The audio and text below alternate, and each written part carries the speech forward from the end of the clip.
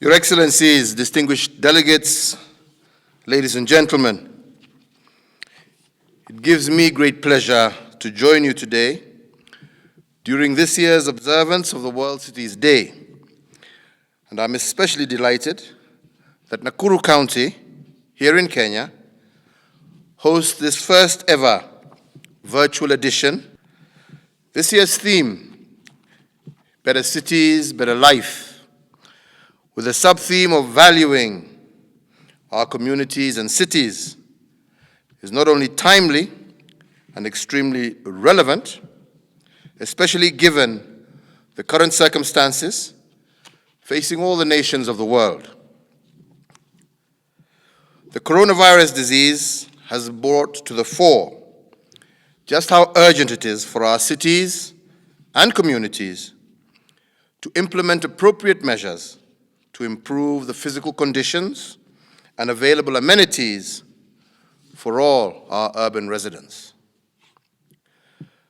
To demonstrate this point, by way of example, it has proven very difficult to implement some of the COVID-19 containment measures in densely populated neighborhoods, in informal settlements, especially those measures around social and physical distancing.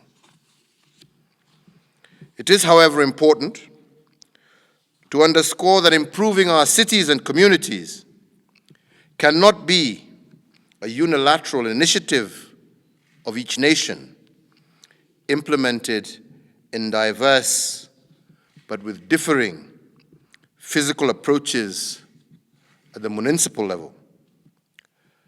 The issue is a basic one and is central to the inherent fundamental human rights that vest in each human being. For that reason, the nations of the world must adopt a uniform approach and agreed basic standards. In this context, UN Habitat is better positioned and should leverage on its global mandate, as well as its vast experience in urbanization and human settlement matters, to continue taking a lead role in addressing the urban-centric challenges and advocating for uniformity and coherence across the nations of the world.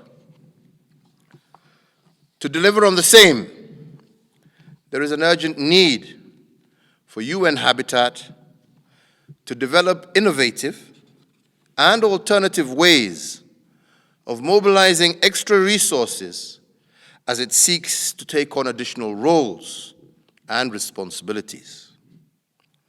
Further, noting that we live in a dynamic world where the issues of accommodation, cities, and communities are fast changing, the UN Habitat and other agencies in the sector must reinvent themselves to better and more swiftly respond to the immediate and emerging challenges facing member states.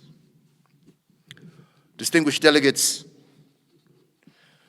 on a more positive note, I'm glad that most cities, especially in the developing countries, such as ours in Kenya, have exhibited reasonable COVID-19 resilience and are now slowly reconstructing following the easing of containment measures.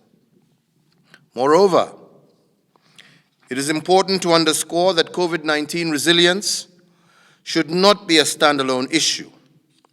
It should be tied with existing development programs, such as the Building Climate Resilience for the Urban Poor program, which I commissioned while participating at the Secretary General's Climate Action Summit in September of 2019.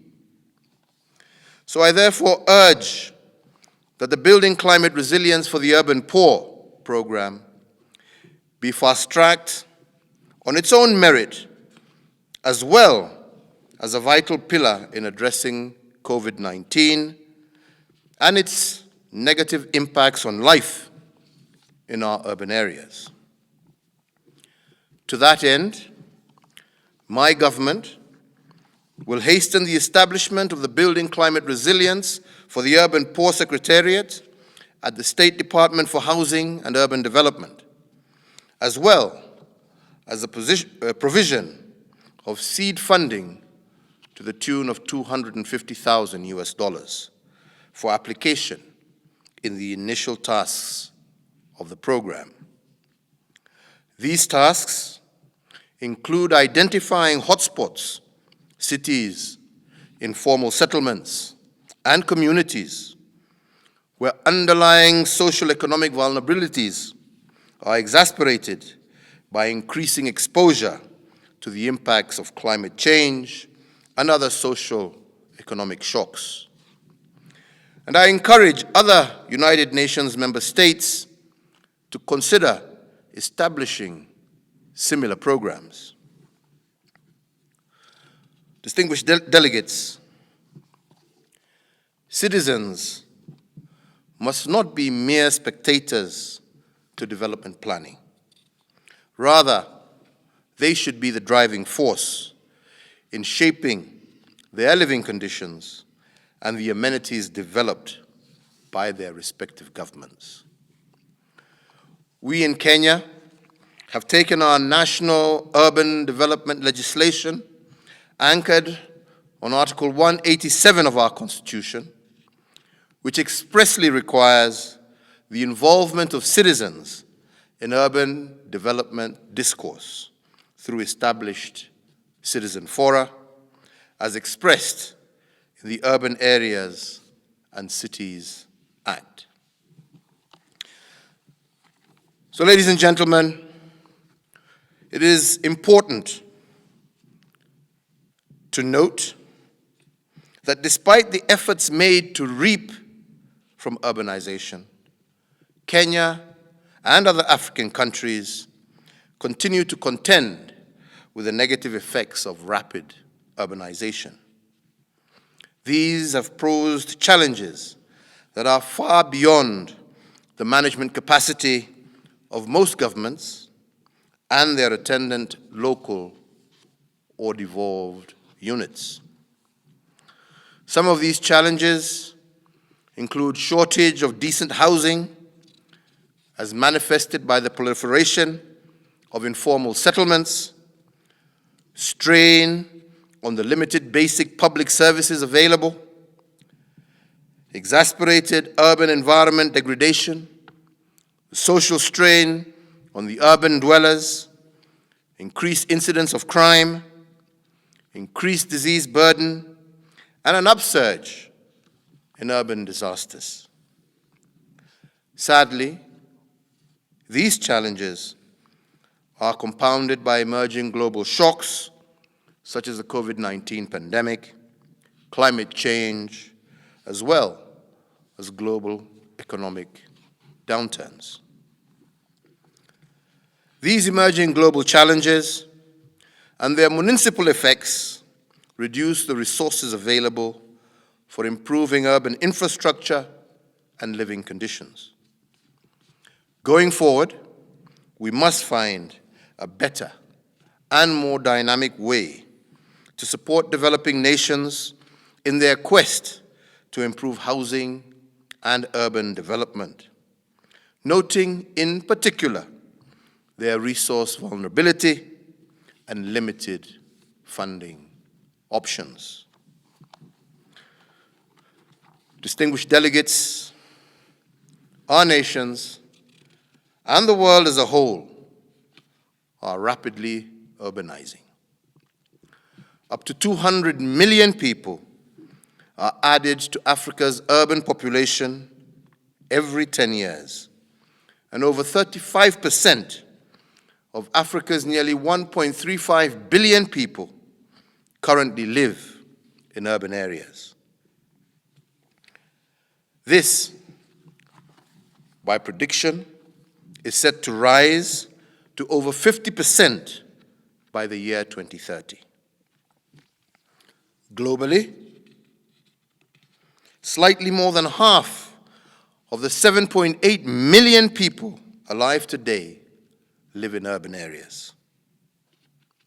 Sadly, as our urban populations continue to grow, poor living conditions for our urban dwellers deepen.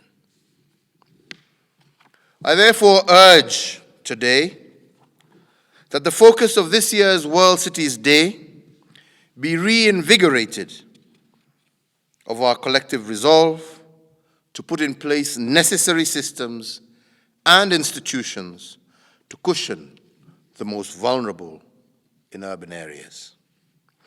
It is my hope that this year's observance will be a new chapter in the quest for sustainable and inclusive urbanization the world over, with public and private sector players joining hands to deliver decent housing within urban areas.